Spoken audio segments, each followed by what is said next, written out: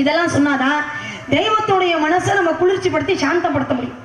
எந்த அளவுக்கு தெய்வத்துடைய மனசை நம்ம குளிர்ச்சிப்படுத்தி சாந்தப்படுத்துறோமோ தெய்வம் நமக்கு ஏதாவது ஒரு பலனை கொடுக்கும் அப்படிங்கிற ஒரு எதிர்பார்ப்பு தானே. இந்த எதிர்பார்ப்புல தானே நம்ம இதெல்லாம் செய்யறோம். ஆனா இந்த மந்திரங்கள்லாம் சொல்லணும் அப்படிங்கிற அவசியமே கிடையாது. அப்பா சொல்ற வார்த்தைகளை கேட்டாலே போதும்.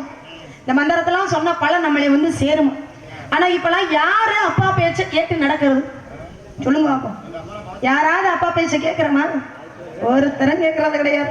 ஆமா, அப்பா பேச்செல்லாம் கேட்கணும்.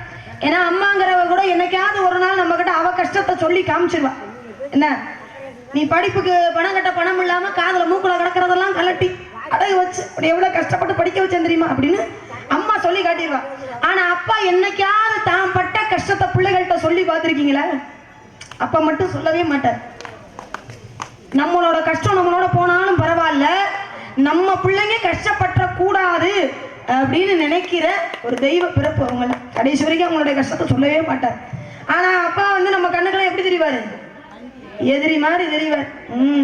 10 வயசா இருக்கும்போது ஒரு பையன் சொல்லுவான், எங்க அப்பா தான் எனக்கு கதாநாயகம்.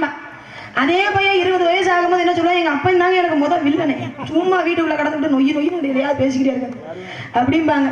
அடுத்து ஒரு 40-45 வயசாகி அவனுக்கு ஒரு கல்யாணம் ஆகி அவனுக்குன்னு ஒரு புள்ள வரும் பாருங்க. அப்பதான் அந்த அப்பா பட்ட கஷ்டம் என்னன்னு தெரியும். அப்ப எங்க அப்பா எவ்வளவு கஷ்டப்பட்டாலும் என்னை ராஜா மாதிரி வளர்த்தாரு அப்படின்னு சொல்லுவான். எப்ப 40 வயசுல அவனுக்கு கல்யாணம் ஆகி அவனுக்கு புள்ள இருக்கும் போது.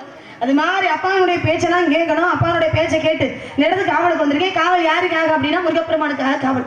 முருகப்பெருமானுக்காக காவலுக்கு போகணும்னு அப்பா என்கிட்ட சொல்லியிருக்காங்க. இந்த முருகப்பெருமானுக்கு காவலுக்கு போகணும்னு சொன்ன உடனே ஏன் தெரியுமா சம்மதிச்சேன்? அதுல ஒரு மிகப்பெரிய காரணம் இருக்கு. அதுல ஒரு சுயநலம் கலந்த ஒரு பொதுநலம் இருக்கு. பொதுநலம் அப்படின்னா அடுத்தவங்களுக்காக ஒரு விஷயத்தை நம்ம செஞ்சோம் அப்படின்னா அது பொதுநலம் இல்லையா? ஆமா, எங்க அப்பா வந்து காவலுக்கு போமா அப்படின்னாரு, அதுக்காக நான் காவலுக்கு வந்திருக்கேன். அது வந்து பொதுநலம். சுயநலம்னா நமக்காக ஒரு விஷயத்தை செஞ்சுக்கிட்டோம் அப்படின்னா அதுக்கு பேரு சுயநலம். முருகனுக்காக காவல், அந்த முருகனை நான் காதலிக்கிறேன்.